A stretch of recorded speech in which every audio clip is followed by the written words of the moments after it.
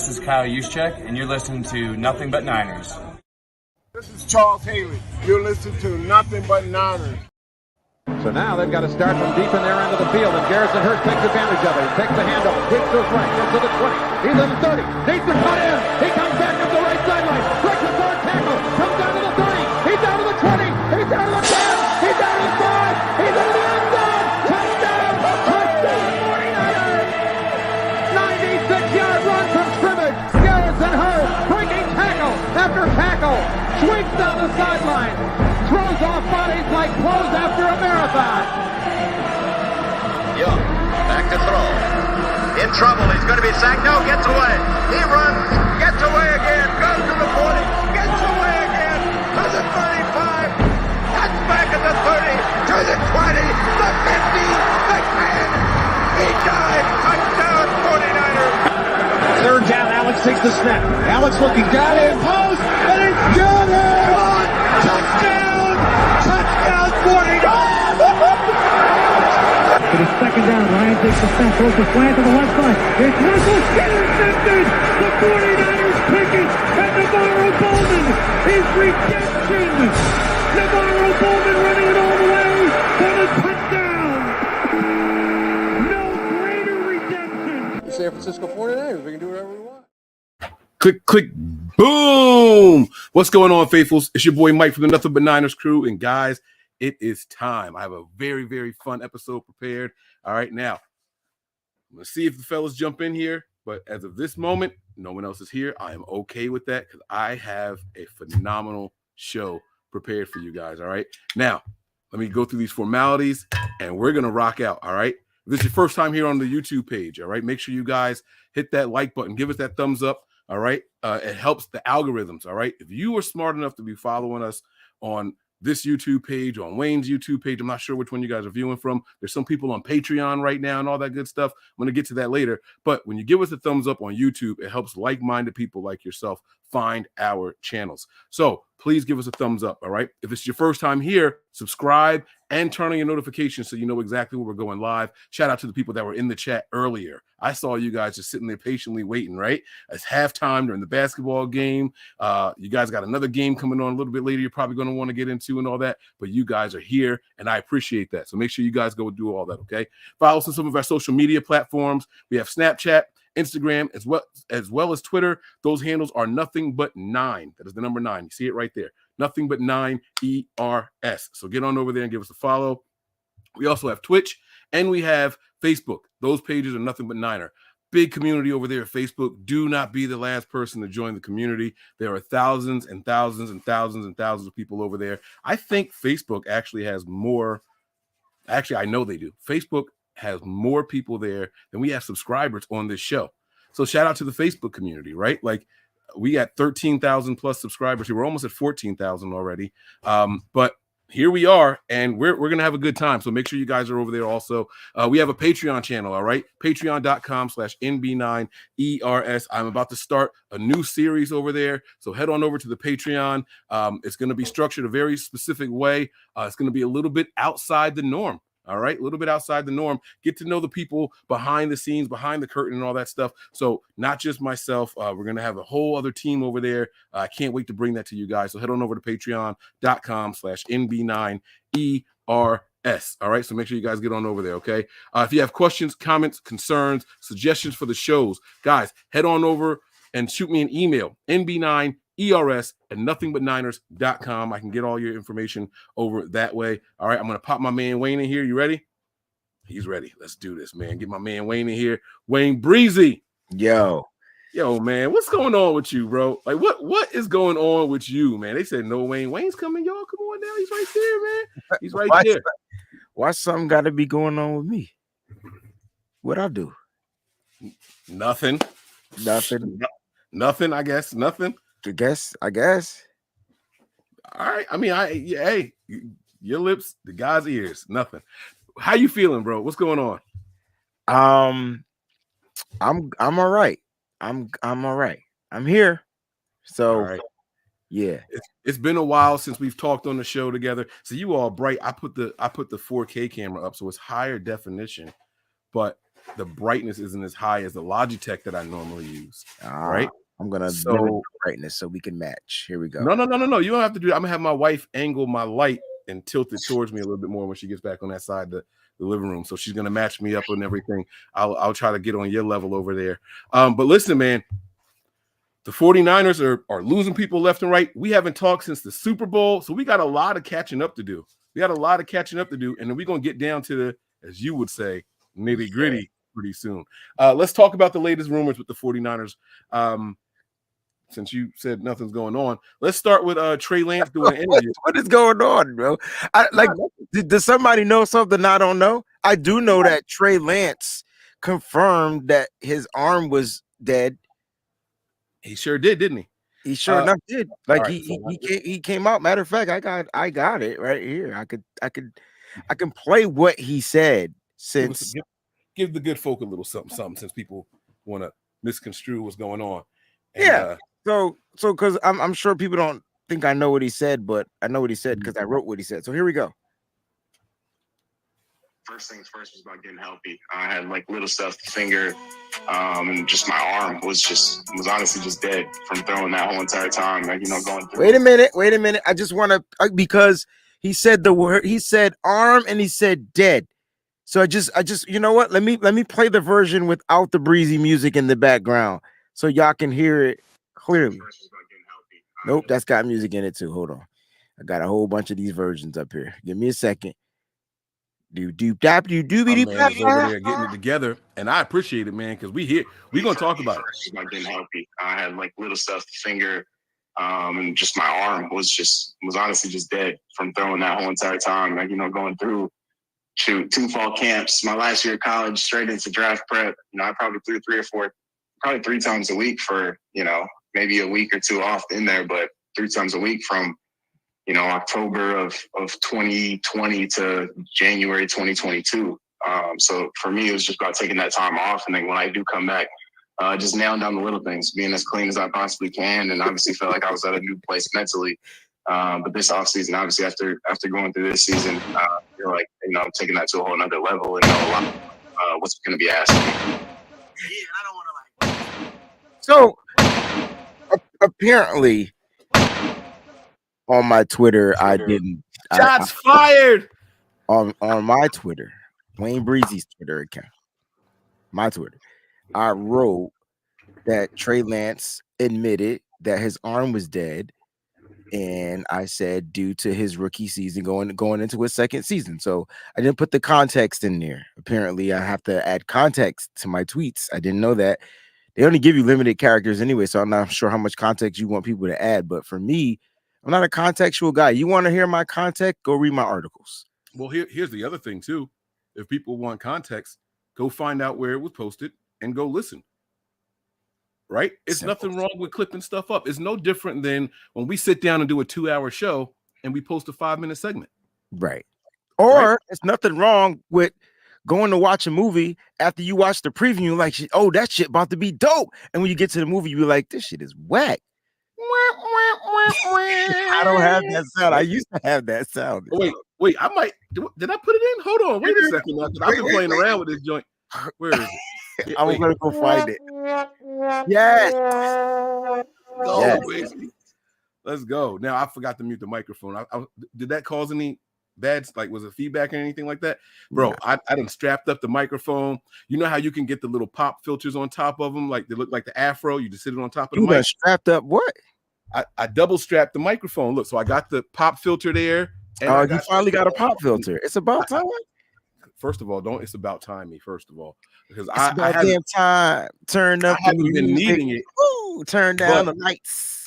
I thought that the pop filters would help. Because at one point, I don't know if you remember, when I would play sound effects and applause, it would start causing like a little feedback thing. So I figured this might help with it. So this way I don't have to mute every time I put a sound effect on. You know what I'm saying? By the way, I'm going to say this early. I'm going to say it often too. You guys can keep the super chats coming. We get to them at the end of the show. So you guys don't think I ignored you.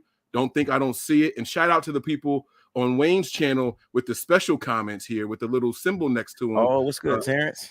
I can see those. Yeah. So I got it on your page. So I will click those and give them some screen time just real quick because You know, now I'm not going to necessarily comment on them because y'all here for Wayne. I understand. I No, get it. no, It's no, all no. good. Okay. This is they. What a day, Mike. Mike, how was your day? Now, how they saying it? No, don't try to change subjects. I want to know how your day was today, Mike. Yeah. See what I'm saying? So, you know, I wasn't being spicy. Sure. I sure was. Sure. Marty Marr was good. Oh, speaking of that, Marty Marr is right. Richard Sherman, you will no longer be my uncle if I don't get an apology, because I tried to tell you, bro, that shit was holding. Now, should they have called holding? All right, that's a whole nother conversation. But my whole gist of it is holding. Talk about Super Bowl. You didn't hear what happened?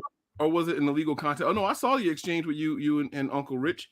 No, it was a hold, bro. Because I think somebody had the referee. They had the NFL Films version, like the actual tape, not no digital junk, like tape, 2-inch tape version, the old Madden stuff, and it shows the jersey being pulled, bro. How about that? How about them apples, huh? It was a hold. I mean, it maybe it shouldn't have been one, but it was a hold. Call a spade and call a hold. And look, you know what the bottom line is too? People were going to act like that was going to drastically change the outcome of the game, maybe, but I don't think so. I think they were going to score regardless. And who knows what that defense was going to do on the other side. So I don't want to hear excuses for it. Sorry, not sorry. Now, you asked me how I'm doing, how my day was. My day was actually pretty eventful. Had a good day at work. Came home, took the baby to ballet. You know what I'm saying? Taught the dog to sit. He's listening well and everything. Had to give him some heartworm medicine. Found out my man got ringworms or something. Not ringworms, roundworms. If I say can't have ringworms, but that roundworm sounds about right. Yeah. So he's not heartworms, which is a good thing. Does ringworms even still exist, Mike? I mean, that was the thing you got playing in the dirt. Like, I don't think kids play in the dirt anymore. Is that a misconception? Like, is that officially where ringworms came from? Like, I always, this is about to sound real bad. This is gonna sound so bad, but I'm gonna say it because this is what we do here. I'm gonna say it. I always associated ringworms with dirty people, not playing in the dirt, because I played in the dirt all the time. My grandmother's house was. I thought you got it from playing in the dirt and then not cleaning up, but maybe you're right. Which means you're a dirty person, right? And look, and as kids, right? I don't charge it to kids. I don't, oh, you a little dirtball. I just knew like certain people had ringworms. I didn't get it. They said it comes from dirty water. I don't know. But either way, I never had it. And I played outside plenty. You want to hear something crazy? Maybe you played in the good dirt. Maybe I wasn't in the city. Like my grandmother was out in the boonies. So you had the real dirt. Yeah, like we played like really in the dirt. Like we dug, we found old bones from animals and stuff. Yeah. I built up an immunity. Check this out, right? I don't know if I still got it or not, but I had built up an immunity to like poison ivy and poison oak. You must have. Did you get it so much that you? It never. I think I was exposed to it at such a young age that it never like really affected me that way. And then I had a litter of puppies one time, and people were picking up the pups, and their arms were breaking out. And it turns out the puppies were walking through the patches of poison ivy or poison oak, whichever one it was. I don't know. And they started breaking out from it. So I never got any of that stuff. I thought it was pretty cool. Now, that was many moons ago. I've been using hand sanitizer. That's the thing. We use so much damn hand sanitizer, our bodies don't recognize any germs anymore. Like we kill everything so damn fast. No germs, no. Now it's like, what's this? What is this foreign? It's a good point. Yeah, hold on. It's a good point. Now, let's talk about these Niners, man. What about him, man? What about him? We're in the off season now. It's gonna be it's not dull and boring. We're losing some people. We lost some coaches. We lost we lost Slowick. Mm-hmm. Bobby Sloak, the pass game coordinator. Mm-hmm. He's now going to be the offensive coordinator. Nah, I think he's going to be Bobby Sloak is going to be the offensive coordinator for the Houston Texans. And then we lost somebody else, and he's going there to be the same position as well. It's so funny. A lot of people going to Houston. How about Yeah. that? Corey Unlin. That's the other guy we lost. That's right. That's right. And so, congratulations to those guys getting the bumps up. I'm hoping that it came with a pay increase as well. And a lot of people saying, hey, are the Niners going to lose a little bit of that magic? It's a good question. Is it? Or is it just I mean, the magic, because they told me the magic left when Mike McDaniel left. And when we played them, it was a like slow start, though, Mike, to the beginning of the season. Like a lot of people didn't factor in the fact that a lot of the coaches that were here at the beginning of the season, it was like their first time, coaching at the positions that they had. So it took them some games to kind of get in sync with Kyle Shanahan and the players and things like that. So there might be a slow start to next season too, and it typically happens when you lose coaches. But once they get in sync, as you can see. One of the rants I'm going to go on throughout this show, and I got about 3 of them I'm going to go on, right? I'm going to call for an ISO, clear out. All right, I'm going to call for an ISO. All right, Kyrie. And I'm going to do my thing. I'm going to drive to the hole hard. All right? Now, we're going to pause that. This is Wayne. I forgot that they can see us on your channel too. Pause. Everything's a pause, bro. I'm Can't even sneeze sorry. without saying pause. You're supposed to say bless you. They'd be like, you didn't say pause. Like, I sneezed. But there's a reason for the slow start. I'm gonna get to it later.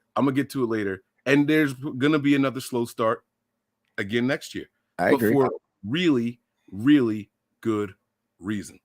None of the reasons that y'all think it is. It's not because we lost anybody. That's not it. Not because we lost anybody on the coaching staff, I should say.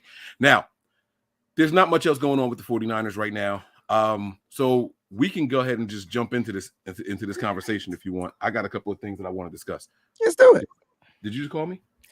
Is his name? Is it Bro Sense? He says, love the Celtics back. Appreciate it, man. You diehard Celtics fan. First place, Celtics. If you're a Celtics fan watching the show, go Celtics. All right, Mike. I'm just talking until you're ready. Here we go with the Celtics. You want to start with the rumor the Debo to the Patriots? No, he said no. He said no. Sorry. Who's going to? All right, go ahead. Say it. What was that? You just told me no. So I didn't even hear you. I was saying no to what I was reading. So apparently there's a Patriots radio show guy, and he got a text message from an NFL evaluator and said that the Patriots are sniffling around trading for wide receiver Deebo Samuel. Okay. Oh, that's why Christy. Oh, well, that's why she said what she said. Okay. Well, let's talk about it. Let's entertain the idea. Okay. So, little caveat: Deebo's contract. If they traded him before June 1st, the team would take a $28 million hit. If they trade him after June 1st, it's a significantly less amount of money. So, just want to put that out there. So it probably won't happen pre-June 1st if it did. So now let's talk about post-June 1st. Post-June 1st, we only have 16 million cap space. Now, the dead hit, if I'm not mistaken, isn't that money already accounted for? What do you mean? No. Which money? Which dead hit? So any of the dead cap space. Like, so for example, right, dead cap space. D Ford is like $8 million. He's gonna get 8.4 million. It's already old. It's like in the reserve already. So it's not gonna affect the cap space if I'm not mistaken. We're not talking about the dead. Oh, so I get your question, but I don't think you have to worry about the dead money. I think we're the $16 million that we have.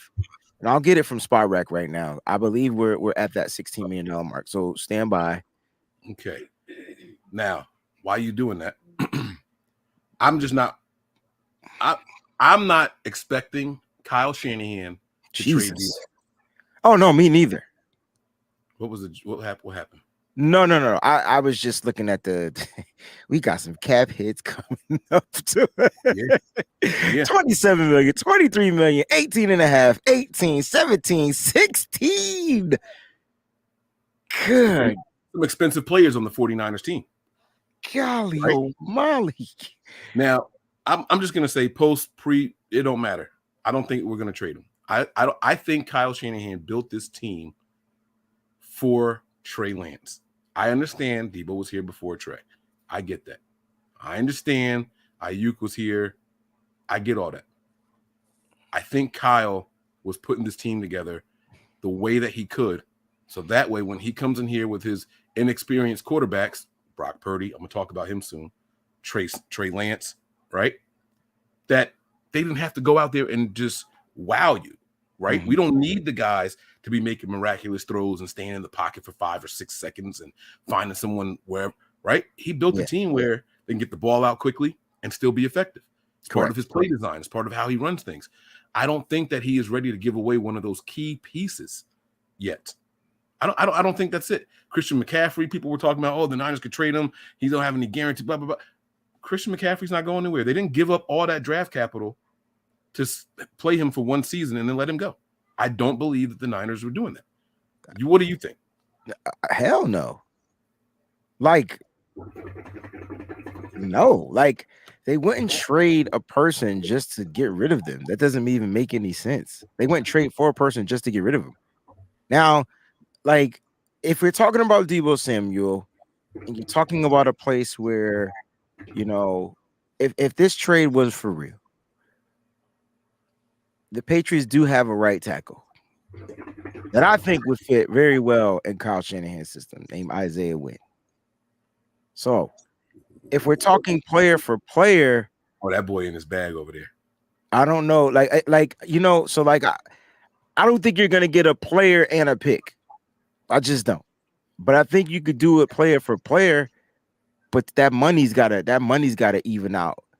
So that's where it comes down to. So now you're talking, because are you willing to expend a playmaker for a person to protect the quarterbacks? And so that's what you got to kind of look at. Because I'm looking at the draft, and yeah, we could draft a couple of guys, right? But you might have to draft a couple of guys, because the guys that could come in right away and play, in my opinion, you know, like there's this kid out of BYU nobody's talking about, bro. So I'm not even gonna mention his name. Do you want me to go get my folder? I got my whole draft. I haven't touched the draft. So since I haven't heard from you, you've been doing homework. This is what I'm bro. If I'm about to make my son go get this folder. I have a folder. It's about as thick as the Bible. We're not gonna name the kid from BYU. Okay. But there's a right tackle. There's a tackle from BYU that I like. He's my second favorite tackle in this draft, honestly. And I think you can get him in round 3, round 4.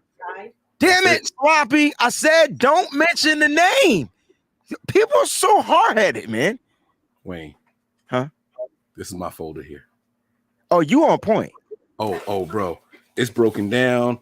I got the positions in here. You still print out papers? Yeah, you on point. I just got. Yeah, old school. So I got a desk job now. So you know, I got a little bit more time. You know? Yeah. But the thing is, I'm looking at players that I think are going to be within reach of the 49ers. I'm not looking at round 1, round 2 guys. I'm looking at round 3 and after. Right? We got enough ammo to maybe trade up to the bottom of round 2 if we want stuff like that. We have enough ammo to do things like that. So I'm looking at those guys. I'm looking at, you know, midday 2 guys. A day, you know what I'm saying? Like, absolutely. That's what I'm looking at. So I might not have. You said tackle. Let me just see if I have him. Where? Let me see. I have him right now as a third round guy. Let me see. Okay. I got a guy from Maryland over here. I got a guy. I like the kid from Maryland. I got a guy from OU. I got a guy from Georgia. I got a guy from Ole Miss. We have 10 picks out there, guys. Oh man. I wonder. I wonder if he went. I got. Let me see. So I don't think I have your BYU guy on here for one reason. All right, so he's 6'8". Oh yeah, actually I do have him on here. Yeah, 6'8" guy. I'm gonna do a whole breakdown on my Patreon on him. But the tackle that my draft crush tackle though is Cody Mauck out of North Dakota State. He's 303 pounds. He's 6'6". I saw your post. I saw your post.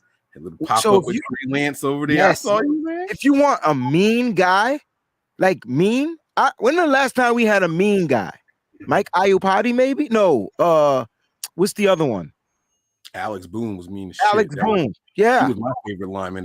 Like Yeah, if you want a mean guy, that's the guy. And when I say mean, I don't mean mean by like nature. I just mean by the way he plays. He's super physical. And he won the majority of his reps at the Senior Bowl. There was a rep they had him at center. He did get pushed around. I actually have that rep. And he got pushed around a little something, but he's not naturally a center. But they did have him playing center. They had him playing guard, and they have him playing tackle. Now, if he gets drafted and they both into guard, that's going to be a problem. Like, I don't think that's going to work in the NFL. They might do him some type of damage, but I can see why he's going to play tackle. He's kind of light. He's like 303, but the kid from BYU is like 305 as well, but he's taller. It's like 6'8". Yeah, he's a big dude. Let me shut up. I'm not supposed to know anything. No, you aren't supposed to know anything. What do you mean? That's what you do. So, but the thing that I like about Blake is his blocking in zone, and so he's a runner. His run blocking is great. His pass protection is great. So you're gonna get a great guy, and he fits the zone scheme. Now, Mike, I will say there's a small possibility, and I was talking to Tony that Kyle Shanahan might have took a look at that Philadelphia offensive line and said, "F this zone shit." he might just go after different guys. Look, can I say something right now? The Eagles have the most overrated offensive line I've ever seen in my life. That's fair. If it wasn't for a quarterback that can run 100+ yards in the game, that offensive line will look way different. But they don't get caught for penalties, Mike. The way that maybe our defense was just terribly bad. No, that's not it. It's not that the defense was bad. They were playing assignments, right? So that's what I mean. You watch how Nick Bosa was pursuing. He wasn't going to the quarterback. He was doing this because they got to try to contain him. Correct. Right? It's how you play certain plays. But that makes you good, Mike. If you could follow instructions, it doesn't make the offensive line good. It does make the offensive line good, Mike. Right? Think about it. All right, you sent the double wham blocks. You were sending out double blocks like the 1-2 combo punches at Javon Kinlaw. If a guy missed that combo, then the linebacker is going to be able to come in there and kind of like help clean some of that stuff up. But that wasn't happening. And that's why Miles Sanders was just having a day. All the running backs, they were having days.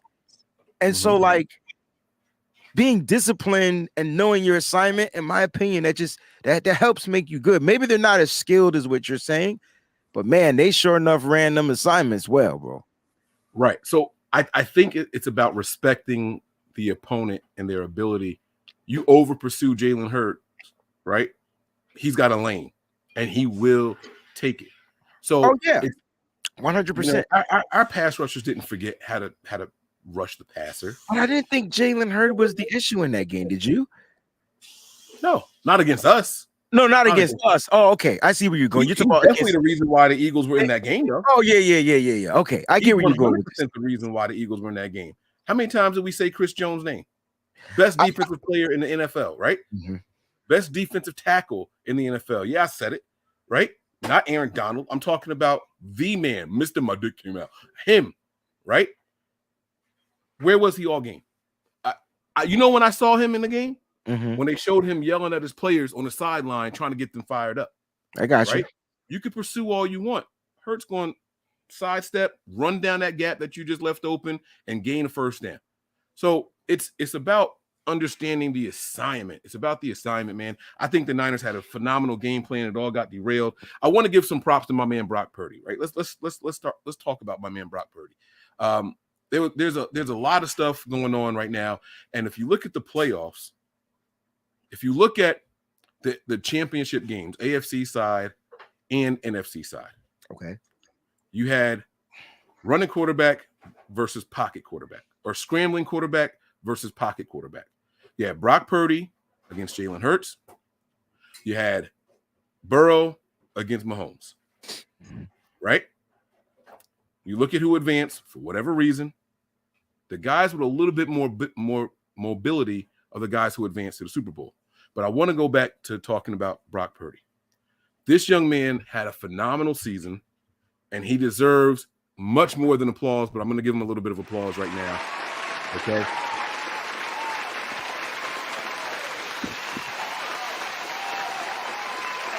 He had a phenomenal season. I thought he should have won Rookie of the Year. I don't know. I thought maybe the NFL didn't want to say Mr. Irrelevant is Rookie of the Year. I think that was part of it. You know what I'm saying? But I think he should have won that at the NFL honors. He did win it for another group. Which one of the writers groups. Was it Fox? Oh, it was Fox Awards. The Fox Awards. Fox? Yeah, they gave it to him. And the offensive Rookie of the Year for Fox. Right. I think he deserved it, man. I really, really think he deserved it. The young man showed phenomenal poise. Just knew the system really, really well. Went in and played a solid game. He was never a liability for the 49ers. And when he was, the few bad plays he had were normally at the beginning of the big games. The errant throws and all that opening drive. Get those jitters out. Hey, listen, you went out there. You made some mistakes in that opening drive. We're still in it. We're still here.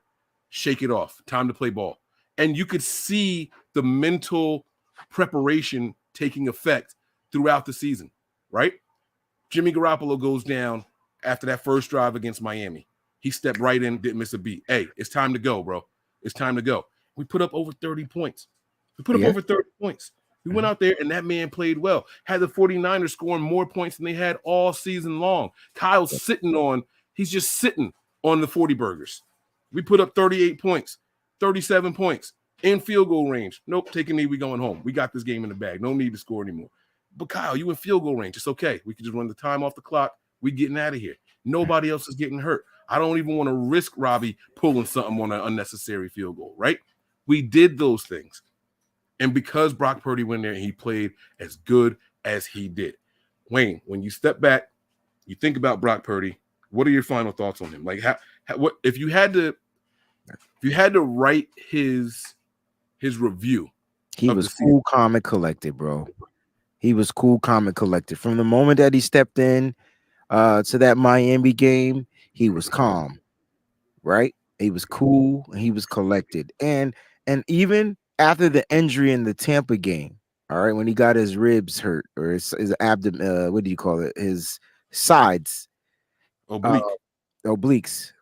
You know, when he got those hurt, you know, he played through the pain, and so that let me know that this kid is a warrior deep down, right? And so, like, whatever happened in that NFC Championship game, yeah, the plan was for him to not return to the game. That was the plan. Like, he was not going to return. But when all the shit hit the fan, man, he was like, look, coach, just put me back in. I'll do what I can. They attempted one screen pass. It didn't look good, and it was running after that. The kid's a warrior, man. And so I thought from Miami on, he was cool, calm, collected, didn't lose into the NFC Championship. And I know that his team definitely helped him. You know, they gathered around him and they helped build him up, but they built up a really good, solid player that had a really good set of tools, really good poise. He was poised every single time, even in his pressers. All he did was talk about how he could be better to make his team better. That's all he cared about, like how he can be better to make his team better. And so, like, I know he's a young kid, and I know he's dealing with, you know, the injury issue right now. And if Brock is listening, man, this is what I would say to him. Listen, you played amazing, and your time is still yet to come. Like, the best is yet to come. And so for Brock, man, right now it's all about healing up, getting healthy. And the good thing is he's young. So that means he's going to bounce back, and he's going to come back even stronger. And it's the same thing we can say for Trey Lance as well, who dealt with an injury last season. If you had to compare Brock Purdy to a quarterback in the postseason, who would it be? Compare Brock Purdy to a quarterback I don't know if I could compare him to any quarterback because he was different. Like, Brock Purdy was Brock Purdy. There was things that he could do that I haven't seen other quarterbacks do. And it was just like, all right, Brock, what are you going to give us? Like, what's on the agenda for today? All right, we know you can escape the pocket. We know you can do a 360 spin with 360, 720, and whatever comes after that. Like, we know you could, and still get the ball out of your hands. We know you could take off and run. We know you can throw quick slants. I'd call Brock the slant king. He was slanting everybody up.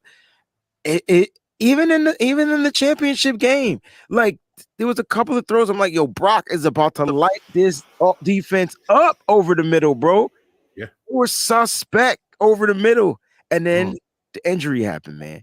Yeah. You know? Yeah. And so cool, calm, and collected. That's Brock Purdy. Yes, sir. Yes, sir. Very good. I think Brock Purdy was much closer to Joe Burrow than people think. I do. I just feel like Brock is Brock. Like, I've never seen what we got from Brock. I don't think I've ever seen in the San Francisco organization. Because he's not a Steve Young, he's not a Joe Montana. Some people were comparing him to like a Joe Montana kind of sort of thing. I saw comparisons to Montana. I saw comparisons to Patrick Mahomes, and I'm like, yo, y'all gotta chill. Like, well, Mike, I mean, like, I think the Montana was more like his ability to, like, I don't know. I don't know what they were getting. That matter of fact, let them tell you. I'm not gonna speak for them because I really don't know. That's not my comparison. It was really hard for me to compare him to anyone, but I can hear this. I want to hear more about the Joe Burrow comparison. Well, no, I just think that if you had to say that he had a game like another quarterback that was in the postseason, I think it's closest to Joe Burrow, right? He trusted his receivers. He had no problem trying to fit the ball into some windows if that was what the play called for. He had no problem getting the ball out on time. Like you said, the slants, right? How many slants did you see where the ball went? There was you got a defender here, you got a receiver here, and you got a defender here closing in on the receiver, and he zips that joint right in there. Or he throws it just high enough where it's out of the reach of the defender that's closest between him and the guy, right? Those are the kind of plays that I see Joe Burrow make in the pocket, right? Those, and people say Joe Burrow benefits from having those phenomenal wide receivers. So does Brock Purdy. Brock Purdy wasn't throwing a bunch of bums, y'all. Like, we got to remember, it's a first-round guy, it's a second-round guy, a first-round running back that was catching passes from him. You know what I'm saying? The best fullback in the game, like the best tight end in the game. Brock Purdy was throwing the weapons just like Burrow was, and I think he can move a little bit more than Burrow. So I think the closest comparison to what we saw in the postseason would have been Joe Burrow. Okay. And that's just my opinion. That's just my opinion. Now, I can see it. I can dig it. I got a comment for the chat. Everybody listening right now, if you watch the Super Bowl, just type 1 and send it. I just want to know how many people watch the Super Bowl. Just type 1 and press enter. Boom. I did it for us. There it is. Boom. We watched it, right? I want to know how many people actually watched the Super Bowl. Because this take that I'm about to give y'all now, it might be ISO time, Wayne. It might be ISO time. I'm seeing a lot of ones. I'm seeing a lot of ones in there. I want to say something. Losing the Super Bowl does not mean that you're bad as a player. It means your team lost. Correct. I want to say that. So a lot of people laughing at the Eagles because they lost and all that. And we get it. They're the ones that knocked us out. I understand all that, right? But the Eagles, they had good players on that team. Their team just lost the Super Bowl. Does that mean that it's not a good team? Yeah, I mean, the better team won, but that doesn't mean that they were a bad team. Like, I don't get where you're going with this. I don't think the Eagles were bad, period. Right. What was missing for the Eagles to win that game? Time. Like if they needed, if you could put another player on that team. It didn't have to do with a player. It didn't have to do with anything. It was time. Like, they controlled the clock for almost 3 quarters, and then it was Patrick Mahomes' time. And once you gave him time, I mean, what did you want? If Jalen Hurts had the opportunity with time, I guarantee you they could have scored. Like that's the Super Bowl that we watched. You know what I'm saying? So it wasn't. I'm going to disagree with Sim a little bit here.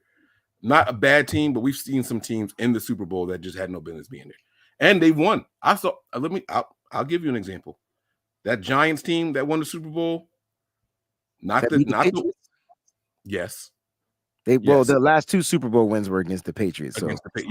Yeah.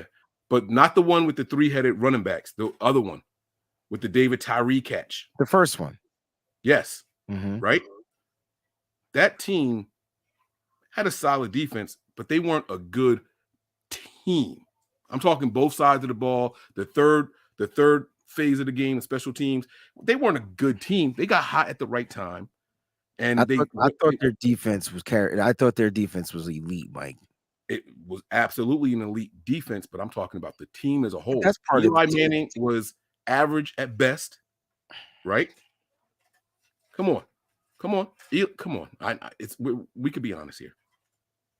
I'm not gonna say he was above average, but I mean he was a game manager at that point, and shit, that's what most quarterbacks are. Like, unless you got that elite quarterback, like they're game managers. Like Right. Peyton Manning was elite. He was a terrible, probably game managing type of a quarterback, but he could go out there and get you a win. Whereas Eli Manning, everything had to work together, but he can sustain a win. Like he can make sure his team sustains. And so that's what he did twice.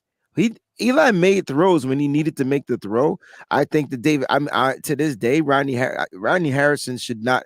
He should. You talk about Kyle Williams disappearing. Rodney Harrison should have disappeared from the face of this planet from allowing David Tyree to even catch that pass on top of his head. You karate kung fu fluey kick that ball out his hand. I watched the Super Bowl. So did all the people that put the ones in there. And I want y'all to tell me with a straight face that Kyle Shanahan watched that Super Bowl and said, you know what? Brock Purdy's the guy going forward. That was my biggest takeaway from the Super Bowl. I don't think it's Brock Purdy's team. I think Kyle Shanahan watched that game and saw how two quarterbacks willed their team to all those points. How many touchdowns did Hurts account for by himself? And was it 4? He had 3 rushing and a passing one, right? Mm-hmm. Look at what Patrick Mahomes was doing out there. Isaiah Pacheco, my draft crush for running back, Jersey guy, right? That was my guy. He had a pretty good game, huh? He's from Jersey. Yeah, oh yeah, went to Rutgers and everything, right? That was my guy. That was my draft crush for running back, right? I wanted the Niners to get him, but what's done is done. My thing is, when you watch that game, you saw respected defensive line against a really good quarterback. And those quarterbacks played to their strengths. Guess how many sacks that the Eagles got against the Chiefs? I tell you what, it was less than the number I asked y'all to type. Not a single one, right? Because you got a guy that can move around and hit his guys. He could extend plays. He could step up in the pocket. He can move around a little bit. I don't think Kyle sat there and watched that game and said, you know what? We'll be okay with Purdy. I think Kyle wants more.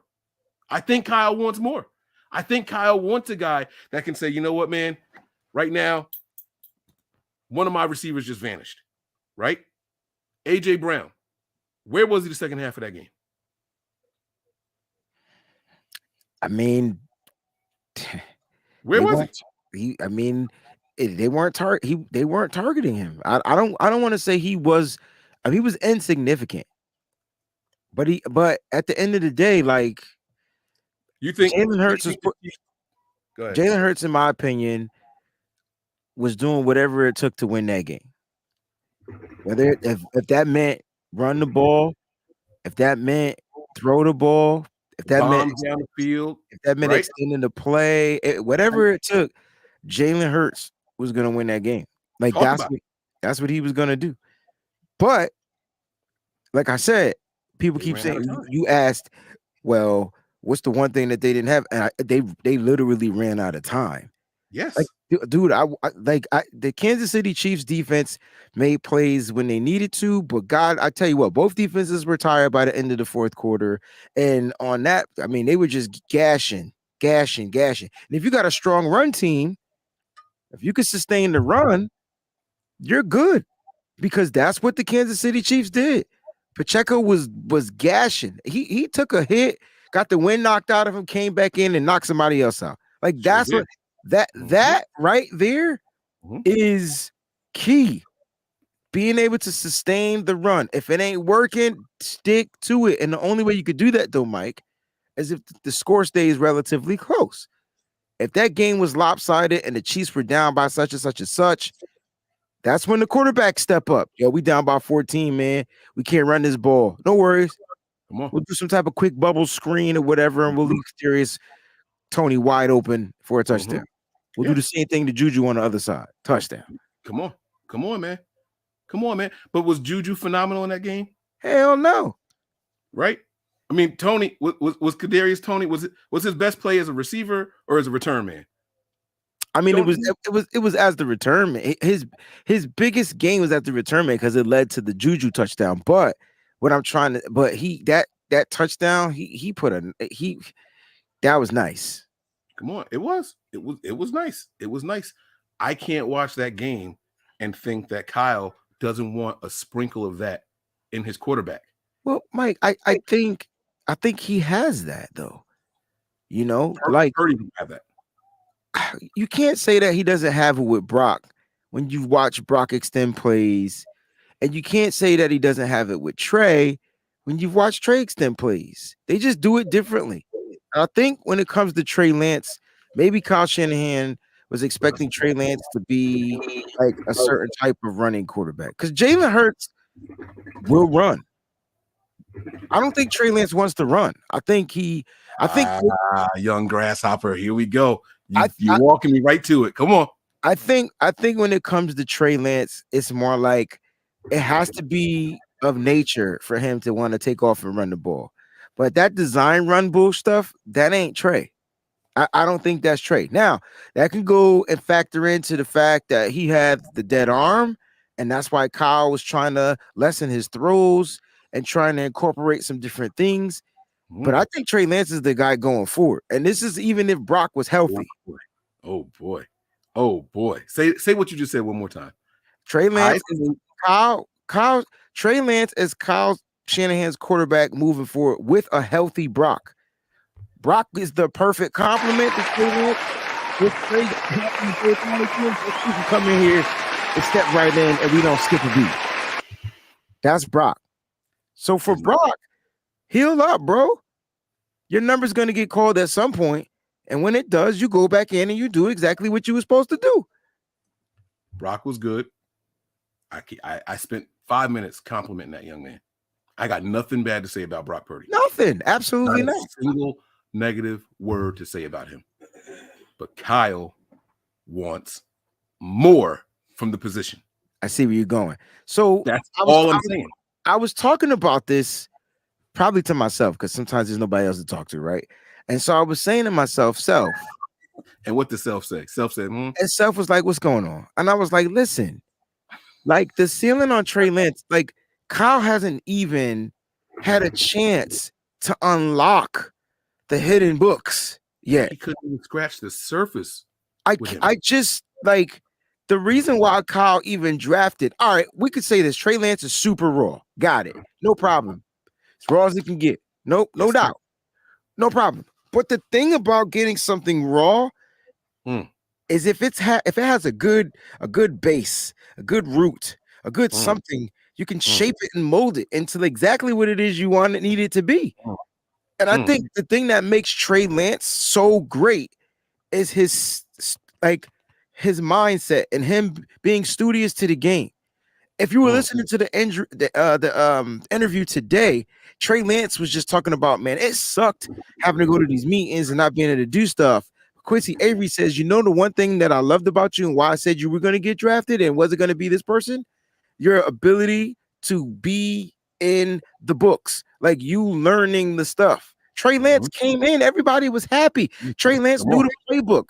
And now all of a sudden, like Trey Lance don't know the play. What you mean he don't know the playbook? He just doesn't have the opportunity to play due to some type of an injury. And it's okay. People get injured. ISO. You mentioned earlier at the top of the game, at the top of the show, I'm saying game. I'm ready. I said ISO, I'm in game mode, right? You talked about the slow start. And I said we're going to have another slow start. I want to explain something to people out there. Kyle spent the entire offseason game planning to unleash Trey Lance on the NFL. He wanted to show that he had a quarterback that can run, a quarterback that can take shots down the field, a quarterback that can stand in the pocket and deliver on those slants. He wanted to show the league that he had a quarterback that read the field from deep to middle to shallow. Mm-hmm. Okay. I can't emphasize this enough to everybody. That is the exact opposite of the way that he does things for Brock and Jimmy. When Jimmy went down and Brock came in, you want to know why the transition was so easy? Because it was the same game plan. It was shallow, intermediate, take a deep shot. It was the same game plan. Mhm. It was the same game plan. People aren't like accepting that. People aren't realizing that. Maybe they just don't know it. Maybe they don't know it. Maybe this is the first time that they're hearing this. Bro, it's okay, Mike, because what Brock did was give people hope. And sure. and it's not it's that's why I put out a tweet like y'all motherfuckers act like you forgot about Trey, right? That got barely any mentions though, but the moment I mentioned his arm fatigueness, anyway, I'm off of Twitter so much, man. So I know, but I'm just saying it's so funny what people choose to pick, whatever. Anyway, but that's why. Remember, I said everybody want to talk like they got something to say, but nothing comes out when they move their lips. But just motherfuckers act like they forgot about Trey. Yeah, bro. But remember, I said I was talking to myself, Mike. That's why I put that tweet out there, and I put Trey on Dre, and I wanted to like don't forget about this kid and his ceiling. He was grasping the playbook. Trey Lance, Kyle Shanahan used to tear Jimmy an asshole on the sideline. Trey Lance made a mistake. Go pat the kid on the back, tell him to like shake it off, man. You're gonna get it the next time. Then Trey Lance comes out, throws a touchdown. That was after an interception. Like that. It's something about Trey that Kyle loves. We just don't know what it is, and it's okay. He does. I know. I saw the comments in the chat. 30 plus points a game. Y'all tripping. I'm not saying that Brock Purdy was bad. No. Neither of us ever said that. But Brock was running the same script as what Jimmy was. Brock was way better than Jimmy Garoppolo. Let's just put it out there like that. He could run and execute the script better than Jimmy. It still was short passes, yak, take this ball, run it down the field, outrun everybody. It was the same shit. He occasionally threw a deep bomb. Okay, so it's the same thing as Jimmy. Occasionally threw a deep bomb. What was Trey's first throws? Preseason. Up, you open? All right. We thought Danny Gray was going to explode on the NFL when Trey was in there. Am I wrong? He couldn't explode, Mike, because he couldn't. Well, two reasons. One, he couldn't get open, but another reason was because there was just. I would tell you this though, Danny Gray definitely earned his spot on this roster by playing special teams. He turned into a great gunner, and I was like, okay, Danny, I see what you're doing.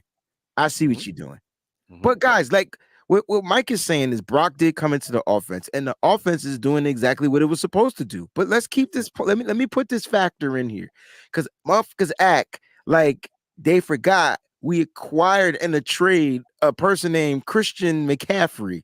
How many games has Christian McCaffrey played with Trey Lance? I'm gonna give you a hint. It's less amount of sacks the Eagles got. I was about to say the same thing, bro. Oh, Jimmy played better with CMC, and Brock played better than Jimmy with CMC. The option that Trey has to be able to run, and I think, Mike, you want to know what that curve was? I don't think Trey's your option quarterback. He's just not an option quarterback. This is not what he is. So guess what he's doing, y'all? He's learning it. That's why he's taking runs opposed to handing it off, or handing it off opposed to taking the run. He struggled reading it. That's it. Think about that. Shout out to Twin Empire. He says, and Kittle. He didn't play with Kittle this year either. Think about that. because Kittle was out the first. Out the beginning. Come on, man.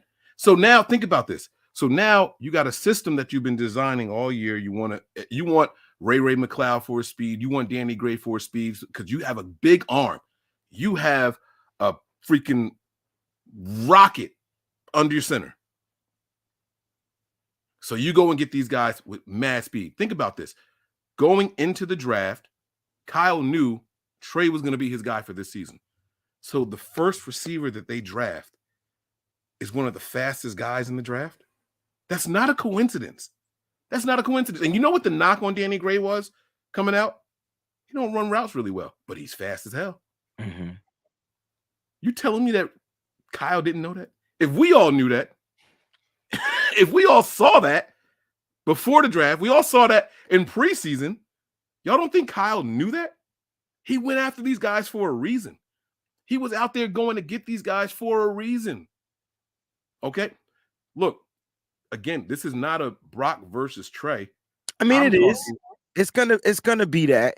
They're not versus because they're on the same team, and we win either way. Well, it's competition. So we as Niner fans win either way. Facts. So here's the thing.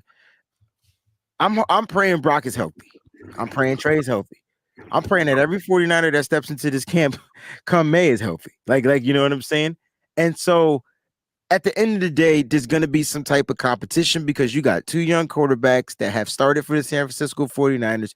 And at some point, one of them has to be the starting quarterback. We just don't know which one it's going to be. I really do feel that Trey Lance gives Kyle Shanahan more things to play with, more levels to unlock. So I think that's what you go with. The league still ain't seen it yet. And with Brock, go ahead.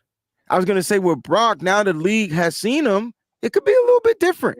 It could be. I'm not saying he can't overcome that adversity, but usually in this second year, they call it a sophomore slump for a reason. That's not just for quarterbacks, it's for wide receivers, it's for running backs.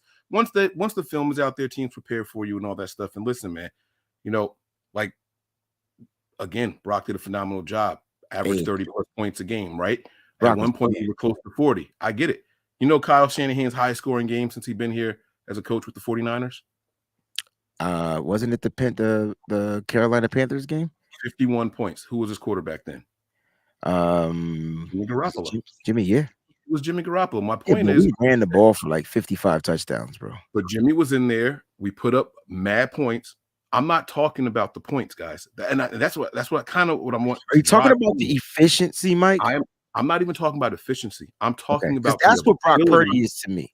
He's hella efficient. He's the efficient guy. Mm-hmm. Absolutely. I'm talking about the ability for a quarterback to take over a game if the pass game, the receivers are a little nervous, they drop ball. How many times have we talked about Debo dropping passes? Led the league in drop passes one year, right? And in third place was Kittle, right? How many times have we talked about the run game? They stop in the run. We're going to have to pass the ball. Jimmy can't do that. If they take away the run and dare Jimmy to throw, this team is in trouble, right? Kyle wants to be able to say, you're going to take this away? Watch what I do now. Watch what I do now. Watch what I do now. He's got that. And I'll be honest with you, he's got it in both of these guys. Absolutely. Once you introduce Christian McCaffrey to the system, once you put him here, that was the biggest mistake the NFL made, was letting Kyle Shanahan get his hands on an angry Christian McCaffrey. Let me tell you how much I like Christian McCaffrey after the season ended. I started watching all these little interviews, Super Bowl week, leading up. They're everywhere. These guys are all over the place. He's super comfortable talking now. I don't think I ever heard him talk before this week. Bro, exactly. Exactly. My man said, man, fuck your fantasy football team. Yeah. Come on, bro. Come on, bro. I had no idea he played with that kind of anger, though. So he did an interview, and he was talking about his mom's interaction with Jimmy Garoppolo, right? They got in the elevator, and he was like, Jimmy's the nicest guy in the world, always positive, always smiling, always, come on, we got it.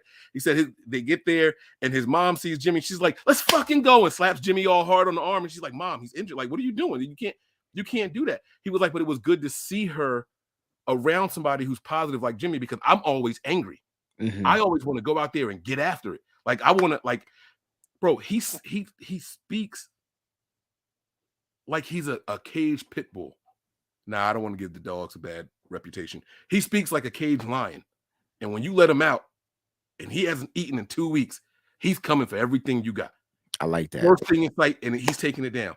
Bro, you mix that all together.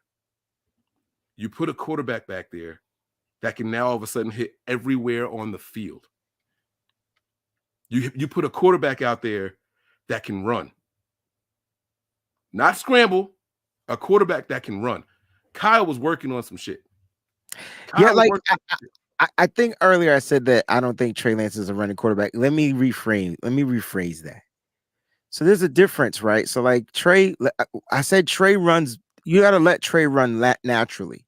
So the difference when you're dialing up a play and he has to read the end and hand the ball off if the end is crashing, and you know what I'm saying? Like it's different. It's too much thinking. That's not natural for him. It's not how he ran or played football ever.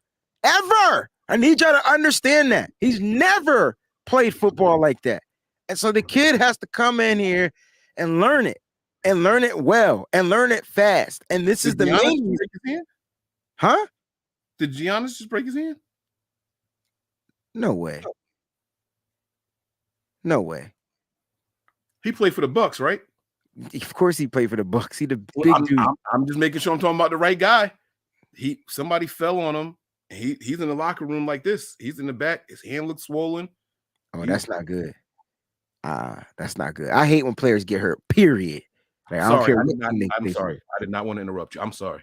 No. It's not an interruption. I'm just saying, like, I'm not telling people to cut Trey some slack.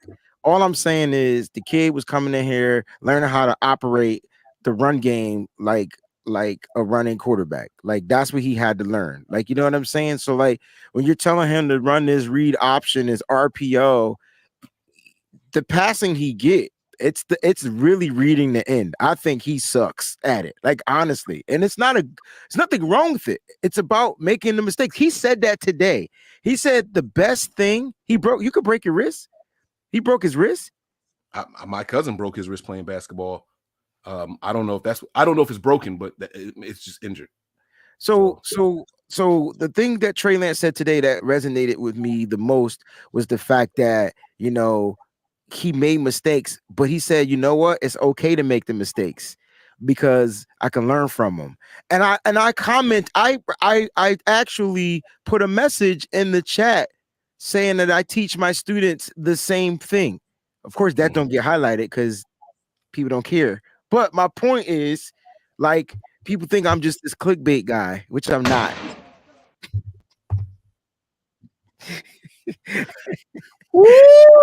I gotta go to bed, man. I gotta go lift weights in the morning. But no, seriously, Mike, think about what I'm saying, bro.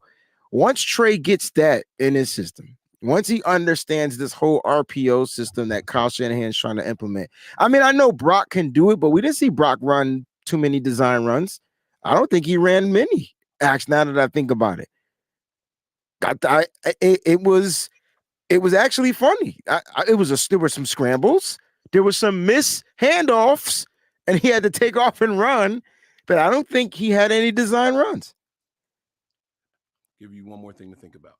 It's more for, I know you thought about it all. You live this stuff. It's more for the viewers right now. It's always for the viewers. How many times have we said on this show, this season at the beginning, last season in Trey's couple of games, why doesn't Kyle run the Jimmy Garoppolo offense with Trey Lance? We think he could do that really well. Just think about that for a second. How many times do we scream at the TV? Why is Kyle doing this and this and this? Put him in the offense Jimmy Garoppolo runs. Because Trey Lance has the ability to open up the offense. So if you want Trey to dink and dunk, I don't think his accuracy is there. But if you want him to dink and dunk, okay.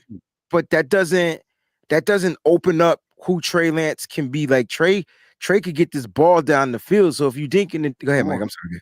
No. You want it. You want it. If that's what you want, then you don't go get a guy like Trey Lance. Right. And remember what I said. The reason Brock Purdy's transition was so smooth is because Kyle had designed it for a guy like him, like Jimmy. Keep it close. Short and intermediate. Deep every once in a while. Keep it short. Keep it sweet. Mistake-free. Right. Move the chains. Give me. If we get 1 yard, we'll get 6 on the next play, and then we only be third and short. Like that was Kyle. But when Trey was in there, he was trying to do some of that, but Trey could read the field. So it was more like let Trey read the field. Like Exactly. I'm going to say this, and then we can wrap this thing up here. I was thinking about this Chiefs win in the Super Bowl. I was thinking about their last Super Bowl win. I was thinking about their playoff run for their last Super Bowl. And there was one thing in common between this Super Bowl win and their last Super Bowl win and all the games leading up to their first Super Bowl win with Patrick Mahomes. They were down double digits in every one of those games. Their whole playoff run, the first time they won it, they were down double digits. One of the games, they were down like 20-something points. I think it was the Houston or some shit like that. Or was it Houston, Tennessee? One of those, both of those teams. You go out there and you pull up the box score for the 2000, what year was that? 2019? That was the year they beat us. It was 2019. That was the year that they won that Super Bowl. What do you want me to get? Chiefs If you pull up any one of those playoff games and look at the box score, the Chiefs were down double digits in every single one of those games. Oh, yeah. I remember that. And you know what Andy Reid did? What? Hey, Pat, go out there and do some of your shit on there. Sprinkle your magic. Go out there and you be you. You want to take some deep shots? Take some deep shots. You want to run? Go ahead and run. What's my mantra, Mike? If Kyle lets Trey be Trey. You know why Brock Purdy was efficient? Because he let Brock Purdy be Brock Purdy. Mm-hmm. So that actually makes so much sense. And sometimes I feel like Kyle Shanahan inhibits and holds back like the kid. Like, so what? Let him go out there and make these mental reps. This is why, Mike, I know we went to the NFC Championship against the Rams, but man, I wish Trey could have got more reps in 2021. Like, you know what I'm saying? I just wish he could have got some more reps, man. Because, go ahead. I was just going to say, systems make a difference too. They do, but Mike, if you get this kid some more reps, Kyle would have been comfortable, unless he was hurt, because Trey Lance apparently was hurt too. But yes. I thought he was healthy when he beat Houston, and I thought he was healthy, right? Yeah. There was no reason why Kyle shouldn't have let Trey Lance play a snapper or six in the NFC Championship game with a beat up Jimmy Garoppolo. It didn't make any sense to me. Mm. And you didn't have hurt unless he was hurt. Unless he was hurt. That's the only thing that makes sense. I remember he got hurt in the preseason, and then he got hurt in the Arizona Cardinals game. And then after that, he played decent in the Houston Texans game. He got his first victory as a quarterback. He started in 2 games that year, lost to the Cardinals, defeated the Houston Texans. Jimmy Garoppolo was battered, bruised, and beat up, and Kyle didn't think once to put that kid in there. And just imagine how that would have changed the game. Reason why I mentioned mute, baby. The reason why I mentioned systems. Let me ask you this question. We saw Tua play way up here this year until he ran into the Niners, right? Like, Niners kind of changed that shit up a little bit. We saw Hurts play way up here this year. Which one of those quarterbacks would you rather have? Oh, Hurts. You see how you didn't hesitate? Like, that was just Mike, what you doing? Why are you wasting my time with this question, right? Mm-hmm. In college, which one of those quarterbacks was benched for who? Hurts was benched for Tua, but that's some college egotistical bullcrap too. Because systems make a difference, Wayne. Systems make a difference. What they were asking to be done in college played more into the hands of Tua. Right? Okay. Kyle comes in here and he says, I don't think of myself as having a system. I play to my player's strengths and da-da-da-da-da-da. Like Jalen Hurts. I don't look like no Hurts. Stop it. I know. It's funny, though. We are not doing this. But my point, though, is systems make a difference. Kyle Shanahan got something out of Jimmy Garoppolo that no other coach got out of Jimmy Garoppolo. You know what I'm saying? Yes. It's And not I my don't think opinion. I don't think any other coach would get it out of Jimmy Garoppolo. Well, we're gonna find out this season. We're gonna find out this We season. think we are. Right. We'll see where he goes. He's going Right. somewhere, and we'll see. The Eagles got something out of Hurts that a lot of teams didn't think they were going to be able to get out of Hurts. In fact, Wait a minute, Mike, the Eagles weren't even sold on Hurts at a It certain was point. his last year. They were ready to would give it up. What they did was they went out and secured an expensive offensive line. They paid for about 30 defensive linemen to come in and rotate in and out, which is cool. I get it. I understand that. They had the bread. They secured a secondary. So they built the defense, and then they went and got him the weapon. Not a weapon, but the weapon. They got him AJ Brown. Like that right there is what inhibited Jalen Hurts. And you know what he still did? Rush for a lot of touchdowns. So even with all those weapons, he's still him. Let Trey be Trey. That's it, man. So when the system looks different next year when he's in there, y'all can't question it no more because it's a different type of scheme. It's a different type of game plan when he's in there. It's that simple. It's that simple. It's not a knock on Purdy. We can win with Purdy. I saw somebody say something in there earlier about if Purdy could throw the ball a little bit further, would there be any? There's nothing holding us back now with Purdy. I just think Kyle wants more. That's Purdy keeps the system efficient. I just want y'all to know that. But I don't think he can push the grade anymore. I think Purdy is at his ceiling. I think this is what we get. And if we can continue to win games, that right there is the problem. Or not a problem, but that right there is why you end up wanting more. Because there's nothing else for Purdy to do. He's not going to throw further. He's not going to run faster, right? He's already efficient. We know exactly what Brock Purdy is going to be in the NFL. We have literally seen it. We've seen it. This is it. We're looking at it. We're experiencing it. We are living it. Quick yes or no. Has Trey Lance hit a ceiling in the NFL? Trey Lance didn't even scratch the surface. Exactly. I wanted to get to this question because I see our brother Joel from from Sweden is in here. Quick question: are you guys happy with the quarterback room? Oh, in case y'all didn't catch this, hell yes, I'm happy with it. We have a phenomenal 1-2 punch right now. Facts. Because I'll be completely honest with you guys. From the moment we drafted Trey Lance, forget drafting Trey Lance. From the moment we traded up to number 3, I said, whoever Kyle goes and gets, I would immediately work on keeping Jimmy Garoppolo as a backup. And you have the best quarterback room in the NFL. I said that. Now we have a guy who we all think is better than Jimmy Garoppolo. Yeah. And we still have the guy that we picked at number 3. So I think we have the best quarterback room in the league. Yeah, and you go get a vet, you know what I'm saying, that could come in here, emergency. And then I think even on their practice squad, they bring back like Josh Johnson. Yeah. So he no, could be hell no. It's practice squad. No. You don't think he had the team prepared to beat the Eagles? No, fuck no. Josh Johnson better not touch a 49ers helmet again.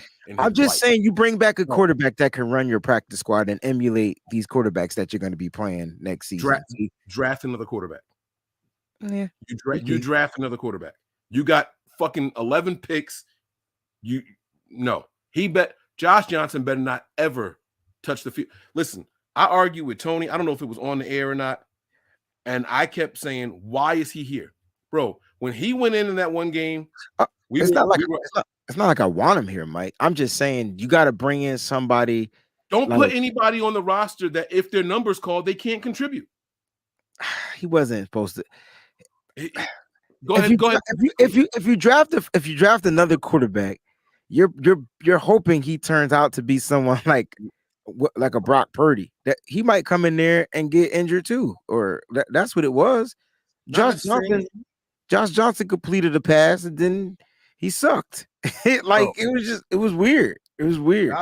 Josh Johnson got into a game with the Niners that we were up 3 scores. He was scared, man. It was I rewatched it. It was in the third quarter, and they didn't attempt a single pass with him. That right there let me know he should not have been on this roster. Yeah. Well, I mean, I never wanted to go get him in the first place. I never understood that. They might as well have kept Kent Burkhardt. And everyone kept trying to tell me, oh, well, he's here because he knows the system. I don't care how much of the system you know. What system? If you can't execute the system. Exactly my point. I don't care about your familiarity with Kyle Shanahan. If you can't execute it, knowing it don't help. Get off the field. That, bro, man, I was so mad seeing him out there. Oh, man, I was furious. Bro.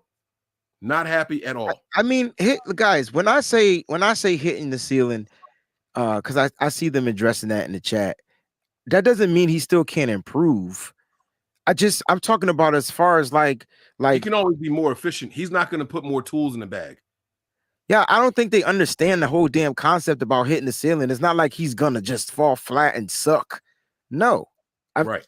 Even if he remained the same, like he could come in here, run Kyle Shanahan's system, and put up efficient numbers. And to be clear, if he would have remained the same, that means he improved because the league is going to catch up to what you were doing. Exactly. You got to tweak some shit in order to continue to keep going. Exactly. So when I'm saying as far as ceiling is more tools in the basket. Yes. That's it. That's all it is. And it's okay. I mean, if he had more tools in his basket, he wouldn't have been a 7th round pick. So you got to look at it like that. So he might be a good, efficient type of quarterback. And apparently he put up efficient and really great numbers, and that's fine. But there's just some things that there's some gifts that Trey Lance was probably blessed with that we just haven't seen yet. And I think that's what Kyle Shanahan is looking to tap into. You know what I'm saying? Absolutely. Everybody got their own special powers. Purdy could get better in his accuracy for sure. He definitely can be more accurate, but every quarterback can be more accurate. I think as long as Purdy remains efficient and continues to make the throws that he throws, he has zero problems in the NFL, especially with Kyle Shanahan. Now, if he goes to a different team and they don't run that quick throw, quick this, quick that, Purdy might look really bad. So you got to think about when Mike talked about the system. Sometimes the system helps enable those factors. Yes, sir. Yes, sir. But we'll see. We got a lot of offseason talk about it. We're gonna get to these super chat questions here, man. Dope. It looks like a potato with a machete. It looks like a potato, Michael Myers, potato Jason. Yo, there's a new. I thought there was a new Jason. There's something coming in New York. Oh, Scream. Scream is coming to New York. I can't wait to see it. All right, go ahead. 49ers should sign Lizzo as guard. Dag. Wait. Just disrespectful. Just disrespectful. Move Spencerto. He moved Spencer to right tackle. No.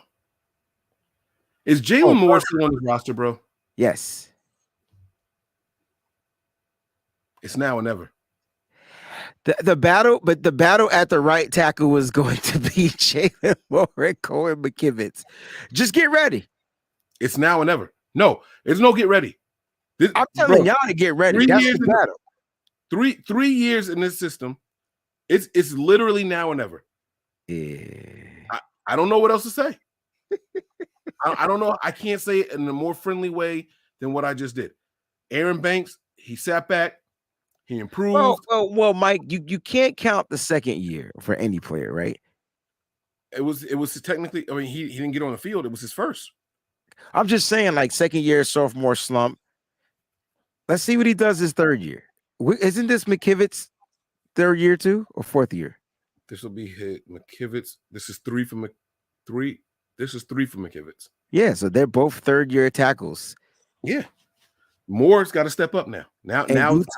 Gutierrez is here too, but yeah, he's here in spirit, and because of the rules, he's never touching the field. We can stop that. It's not happening. No disrespect intended at all. By the way, was not trying to be disrespectful with that comment at all. But he's not touching the field. Let's get to the next contribution. I'm sorry. Okay. All right. One. Okay. All right, Gammon. 1, is the world flat? 2, Trey's voice AI generated. Is he saying is the world flat, or is he saying the world is flat? Well, he's sending us questions. He wants us to answer. You sure? Because number 1, it says the world is flat, and 2 says Trey's voice AI generated. So just statements. So we don't have to. We don't have to answer. No. Thanks, Kim. If the world was flat, wouldn't I be able to like see mountains if I just look up somewhere? I don't know, man. Come on, Kyrie. I don't know. I don't. All right. Hey, Mike, where's your beagle, homie? Oh, my man's got smoke from my man Chris. I had my man Chris on after we lost to the Eagles, and Sean has not like stopped. Like, yo, I want him. Where is he? He had all this shit to say about the Niners. Like he says, where's your beagle, homie? Ask him if it hurts. Loudmouth. J.A. I don't know what that is. Ha ha ha. I mean, look. I don't know. I haven't talked. Did I talk to him after the game? I'm not even sure if I spoke to him after the game, man. You know, because I'm not one of those people. I don't rub it in people's faces. Like, oh, your team lost. Y'all suck. You losers. Like, I'm not that guy. You know what I mean? Like I'm not wired that way. I know a lot of people who are. I'm just not one of them. That's all. But yeah. So I don't know where he is. I don't know what he's doing. I don't know how he's been or any of that. So. You know, hopefully he's good though. Shout out to my man Chris Kane. Shout out to him. Apollo says, do y'all think Kyle has to be the star of the offense? This is a good question. Mm-hmm. And damn with these YouTube chats, now I have to add BS to get my money's worth. ... Got it. All right. So let me just say 2 things here, guys. Super chats can be 99 cents. They can be, I don't know if you can do lower than 99 cents. They don't have to be $5. But I read them all at the end of the show. It's a great way to recap. It's a great way to make sure that it doesn't interrupt the flow of the show we have planned also. All right. So if this was an open mic night, I would tell you guys, save the super chats. I'm just going to respond and read all the questions and go. That happens in March. March Madness is coming. Starting March 1st. Well, technically, it'll be March 1st on the East Coast. If you guys are on the West Coast, it'll still be February 28th. Right. But starting then, I do March Madness, my March Madness segment, midnight, 15 minutes, fire off any question you have, and I answer them for 15 minutes. Hard stop at 15. All right, so just keep that in mind.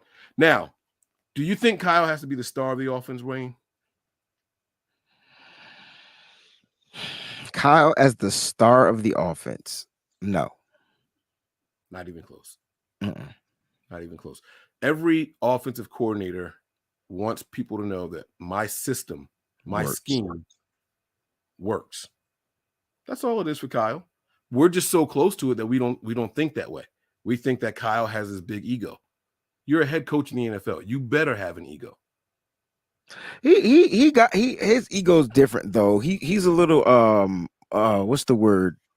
You better not say arrogant. Nah, he's not arrogant. Okay. He doesn't come off arrogant. He just comes off. I get the question though. Like he it's not about him being the star. It's just him about saying that my junk works. I think that was the best way to put it, Mike. Like, you know what I'm saying? All you gotta do is do what I say and it's gonna work. And here's why I know that's true. Deebo Samuel in his recent interviews came out and talked about how Kyle Shanahan, his rookie season, you know, he used to wear the visor so he could curse Kyle out. So he couldn't see what Kyle was saying because Kyle would be yelling at the players because Deebo said this, and that was the funny part. But Deebo said that Kyle Shanahan pays attention to all the detail. If you're supposed to be lined up here at a 45-degree angle, then you have to be lined up at that angle on 45 because it's going to work. Like, so that's Kyle Shanahan. I think we get the angry Kyle when the shit just don't work or somebody made a mistake and we can't. When you're supposed to be at 45 degrees, you're at 27. Right. That's when you get. You know who else was like that? Every other coach in the league. Bill Walsh. Oh, Bill Walsh. Bill mhm. Walsh was exactly like that. They ain't complaining about him, huh? Mm. They complained about him until it worked. And then once it worked, it was like, oh, okay, never mind. My bad. Mm-mm. But no, I don't think Kyle has to be the star of the offense. And I think, again, that's why you go out and get a guy like Trey Lance. You want Trey Lance to be the face. You want people to talk about your quarterback the way they talk about these other quarterbacks around the NFL. You want people to say, damn, we got to go up against Trey Lance and that offense. We got to go up against Jalen Hurts and that offense, right? They got other good players on the offensive side of the ball over there. But you start your game plan with how do we deal with this guy who can do X, Y, and Z, and then you sprinkle in the dual threat running back, the dual threat quarterback, the dual threat wide receiver, the triple threat tight end. Kyle's got a monster here on his hands. And if you think it's about Kyle, then why would he go out and trade for a guy like Christian McCaffrey? Why do you extend a guy like Debo? If Kyle felt like he needed to be the star, he would be, I can get anybody and they can do this. And that's anything but what Kyle is. So I don't think so. All right. Niner Vega, thanks for the super chat. Thanks everybody else for the super chat as well. Says, I know Mike and Breezy don't see eye to eye with me on every subject, but at the end of the day, you're the number one place for Niners content. Nothing but love. Appreciate Wayne, you, Niner Vega. Kudos to you. Thank you for the super Mike chat. and I don't see eye to eye on every subject. It's okay. Sure, no. We're not supposed to see eye to eye. We're supposed to. How boring of a show would that be if we sat here and just agreed with each other the whole time? Yeah, man, that shit would be whack, bro. Like, honestly, if I agree with something, I'd be like, okay, that makes sense. How many times Mike and I yell at each other, but then something is said, and then we kind of get it. Like, we get it. Like, oh, that's what you meant. Yeah. That's all it is. Mm-hmm. So you're those not make for supposed good to shows. Those make for good shows. No one should be so closed-minded to think that their opinion is the only one that's the correct one. You shouldn't be like, oh no, this is it. Period. Gospel. Like, no, it can't be that way. It can't be that way. It can't be that way. So we thank you for the super chat, though, man. This is a good one. This is a special one. I really appreciate it. Thank you very much. Deshaun, he chimes in. He said, "What up, Niner gang? Brock should be the starter this year. He'll be ready for training camp." Hey, we'll see. Oh, this is how I know it's Trey Lance's team next year. Okay. I heard an interview with George Kittle. Okay. You know what George Kittle said? What he Brock said? should be the starter. Okay. That's what he said. I know. Brock should be the starter. I heard an interview with Trey Lance. You know what Trey Lance said? Brock should be the starter. I got to come out and compete. I got to come out and compete. I don't want nothing given to me. It should be Brock. He played too well for me to just get the job. Mm-hmm. So because of that energy, he about to take it. I like it. Bro. I like it. The best trick the devil ever proved on the world was convincing them that he didn't exist. Don't worry about me. I'm just Trey Lance. Worry about Brock. Man. I like it. I like it. I'm so psyched for next season, bro. I'm so psyched for next. I'm actually going to do one of those bets where I put like $500 on the Niners to win the Super Bowl, like in the offseason. If you do it, let me know because I might try it. I don't know how to do it. So I'm telling you, I'm going to do it. Okay. I'll record me doing it and post it on here. I'm doing Okay. it. Niners to the Super Bowl this year. No, where do you Niners go to win do the that? Super Bowl. Huh? Where do you just go to do it? Like, I must find out. I'm gonna go to Parks. It's the local casino out here. oh, so you got to be at If they don't let me do it, I'll sign up somewhere I got people in Vegas. Somebody knows somewhere I can do it. I'm not the gambling guy like that. I'll do some parlays and all that stuff on my phone, but I'm gonna do it. I'm gonna find out where to do it, and I'm gonna do it. My wife's gonna be mad. It's okay, baby. Don't. It'll be a business expense. Okay. Here we go. Is Brock a younger, more athletic, more coachable version of Jimmy? Yeah. Let's start there. Yeah, I mean that. You were asking me who does he remind you of in the playoffs, and it was Jimmy. It was Jimmy pre-injury. It was that Jimmy, the one that wasn't scared, the one that didn't look timid. Brock looks zero timid, like zero.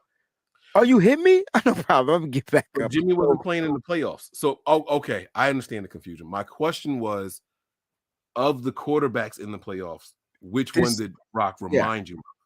not in the playoffs. That version of Brock. I'm sorry, my bad. But for me, like that. But I'm just saying overall, that's who Brock reminds me of. A way better Jimmy.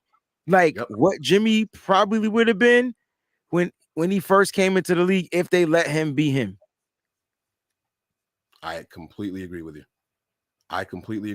That was well said. But yes, Michael Payne. Here comes the pain. Yes, absolutely. Younger, more athletic, more coachable. Yes, I agree. Is Brock the better player? They thought they were getting when they traded for Jimmy? I don't know what they thought they were getting from Jimmy, because Jimmy didn't woo me in New England. There was nothing he did that was like exciting. But I thought he was coming from. I think they felt like because he was under Tom Brady, that he can come in here and lead the team. Now, the first few games that we played in, Jimmy looked like he was going to give us hope. At five games, and then what is it? Week 2, week 3. It wasn't even that long. We opened the season up against what? It was either the Vikings or the Lions. So it was week 2 against Kansas City. That's when he got injured. But that's what I'm saying. That's when the shit hit the fan. That's what I'm saying. It hit the fan before then, but people just don't remember it. Oh, okay. The opening game, Kyle was screaming at him, "Throw the fucking ball." It was the first game. I've never seen him scream at Trey Lance, bro. I'm just saying. Because remember, we were going back and forth, and we were saying, did Kyle Shanahan want this dude, or did John Lynch do this? That was a big debate for a long time, and to this day, we don't know the answer. And all I know is every offseason, Kyle be like, "Yeah, Jimmy shouldn't be back." every offseason, that's what Kyle's saying. I still don't know the answer to that. I don't know the answer to that, and I don't know the answer to the second question here. Like you said, I have no idea what they were expecting, what they thought Jimmy was going to be. I have no clue. I have no idea. Here's what I do know. Kyle would be like, they'd be like, "Is Jimmy?" No, just stop asking me. No, Jimmy's not going to be back next year. Like, Kyle, if you want to make Kyle Shanahan angry, just say Jimmy Garoppolo. Right. It's like saying Beetlejuice 3 times. If something different won't happen, you ain't going to like it. Mm-hmm. So I don't know. All right, here we go. We only got, I think this is the last one. I'm going to go back and check the rest of the comments here. Is this year Trey's last chance to take QB1? Now, this is an interesting question. I don't think it's his last year. I mean, technically, it'd be his first year playing quarterback. So no. That's not what the question was. But he's saying, is this coming year his last year to take it? I think he takes it. I don't think let me rephrase his question. If for some reason Brock Purdy wins out the QB1 job over Trey Lance, that's Trey a whole Lance different question. No, wait, let me finish. If for some reason Brock Purdy beats out Trey Lance for the starting job this year, will it be a competition in the future? If I would say it'll always be a competition. I don't think so. I do. I don't. And I'm only going to say it because at some point you gotta get a guy and you gotta go. I don't think you look for. But if you still got it, I mean, are you then that means we're talking about trading him, because then you're not going to want him here. Maybe that's so. If you're going to pick a guy and you go with Brock because he won, then you got to trade Trey Lance. I don't agree with that, but I understand the premise of what you're saying, right? Well, because you can't. Because you said you got to pick a guy. If Trey Lance you're telling Trey Lance. So you're telling me the third pick in the first round of a draft is gonna have to be a backup quarterback. I don't know. I don't know how you feel about like how that work, pay wise, all that type of stuff. He's still gonna get paid that money, the first round money. So it's like, I don't know. Maybe they just don't fifth year option him and then let him walk. I think that if he doesn't get it this year, it'll be year 3. Yeah. So then year 3, we're about to go into year 3. Yeah, so if he doesn't get it this year, it's year 3, and then next year will be his 4th year, his last year on the contract. Right, but I don't think you got to trade him because you can still use him as a backup because he's still That's on what a I'm saying. rookie contract. Okay, I don't know, man. That's kind of tough. If I'm That's the Niners, I definitely draft another quarterback this year with one of our later picks. And it's not because I don't like Trey. It's not because I don't like Brock. I think they love both of those guys, if we're being completely honest. But they got to pick one. One's got to be pick one, but the other doesn't have to leave, is all I'm saying. That's what I'm trying to say. The other doesn't have to leave because you pick one to be the starter, because you still have a solid ass quarterback room if you keep them. Yeah, but then if one doesn't leave, then that's why I kept saying that it'll still remain a competition. So I don't care if you pick one to be the starter or not. Trey Lance is still going to want to start, so he's going to go out there and bust his ass. And if Brock doesn't start, Brock's going to want to start, so he's going to go out there and show his ass. Like it's still going to be some type of a competition. You get what I'm saying? I hear you. I don't agree. I hear you, and what you're saying, it makes sense. But if they can't, I don't know how to explain what I'm trying to say. If Brock wins this competition, because Lance is healthy, he's got more time in the system, the competition is going to be an off-season thing. It's not going to be an in-game situation. You know what I'm saying? Right. So that means that if he can't win, that means he's not better than Brock. But then so next year, that doesn't mean he can't come back and be better than Brock, is what I'm saying. Okay. All right. I get your point. Now you got me. Okay.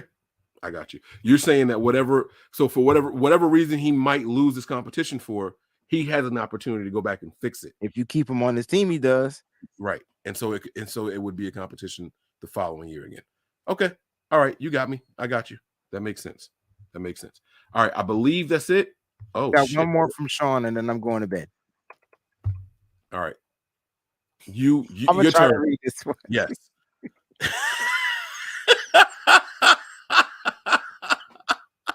I'm sorry.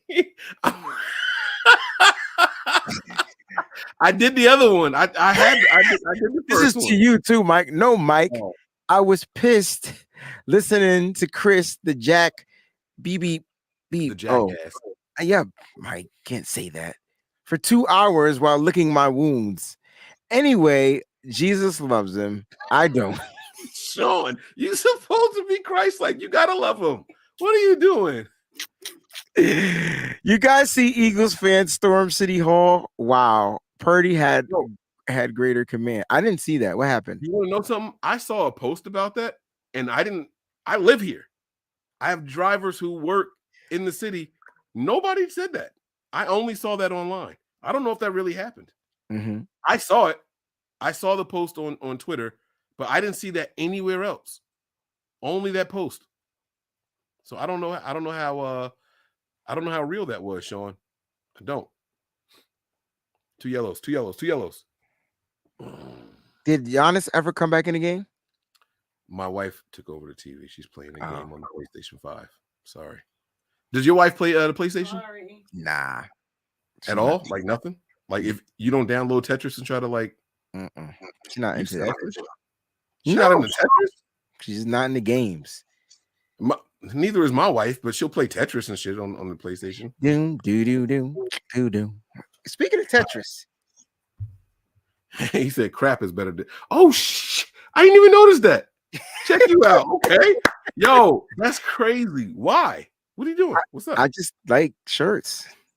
I like shirt. All right. Good night, y'all. He says Sean says crap is better than Jimmy Garoppolo.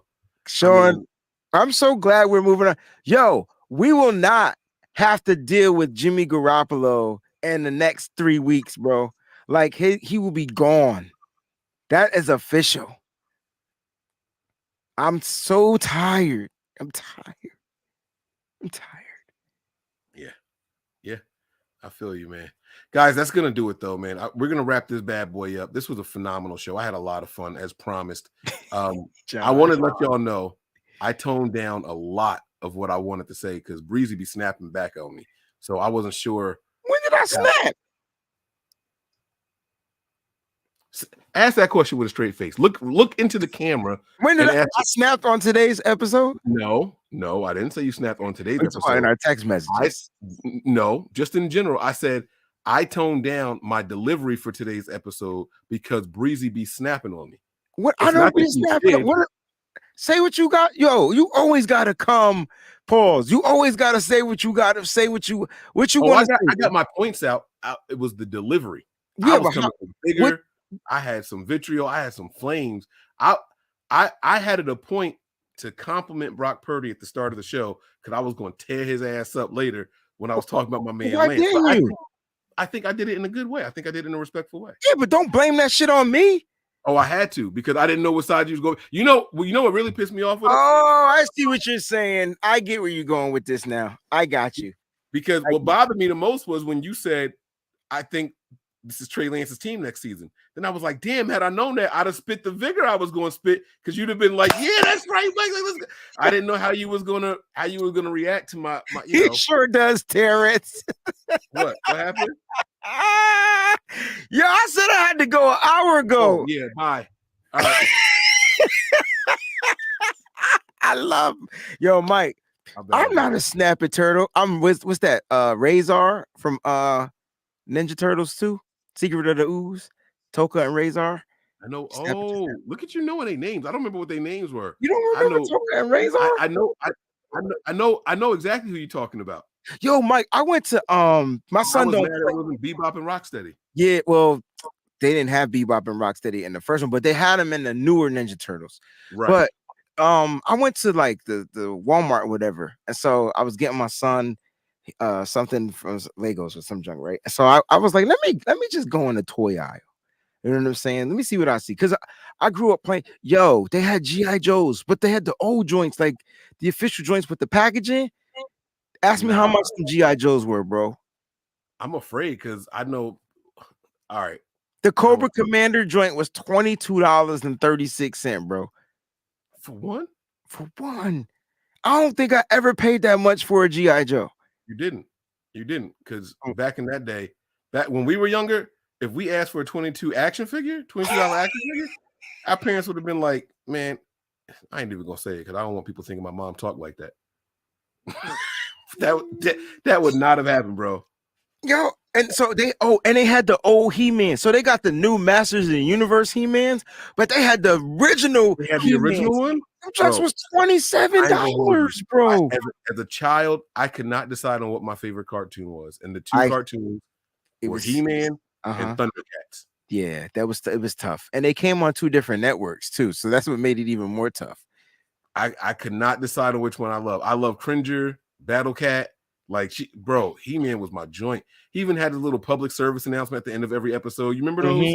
Mm-hmm. Hey, don't forget, kids, sometimes you're going to see a bully. Doesn't mean you should fight back, but you should forgive. Like, he always had these positive messages. Man, you're the strongest dude in the world. You bench pressing tigers. Like, shut up. Let's end with this question, bro. All right. How come we didn't get any compensation pick for Jimmy? I don't think you get it until the end of the year, right? Right, yeah, you can't get it yet. So what'll happen is the Niners let Jimmy walk in free agency, and based off of his contract that he signs in free agency, then we will get a compensatory pick if it qualifies. So it's the same way. Who was the last comp pick we got? Was it our wide receiver? What's my man's name? I don't know, but Kylie just made my name. The wide receiver that went to New England. Kendrick Bourne. Kendrick Bourne, right? He was like I believe he was the last comp pick we got, and so it's based off of their contract and all that stuff. So it's the following year. Yeah, I just wanted to say that I'm not the only grown ass man that go into the toys section just to reminisce. It's just it's the walk down memory lane. I don't do it. I could see me buying stuff like look, but I put them in the cart, and then but my brain wouldn't let me pay that much. I didn't pay that much. I ain't gonna pay that much down for the same damn toy. Exactly, bro. I couldn't. You know the toys that I got. Remember the ones that they came out with where you stick your fingers in the back and they make a move. The motherfuckers didn't even. Fucking knockoff joint. Your guys are posable. They can stand on their own. Mine are on my fingers. I'm Remember out, that big man. ass rubber hole in the back of them? All right, y'all. That's going to do it for us tonight. We want to thank y'all for checking us out, man. We really, really appreciate you all. You guys have been great. Wayne, let's go home, man. Prepare for glory. Anticipate pain, y'all. But always get them He-Mans from Walmart, man. They are on fleek. Faithful. Remain faithful, y'all. We'll talk to y'all. Peace. We all gas, no brakes, pumped up, no fakes. We spinning, we winning, we high stakes. We never miss, we all makes. Look at us dudes trying to prove, bringing you news with nothing to lose. Mike, Nick, Tony, Wayne, Method Man, we bring the pain. Hey, see, I'ma confess it. We under the pressure. If you looking to find us, them nothing but Niners. We nothing but Niners. We nothing but Niners. We nothing but Niners. We them nothing but Niners.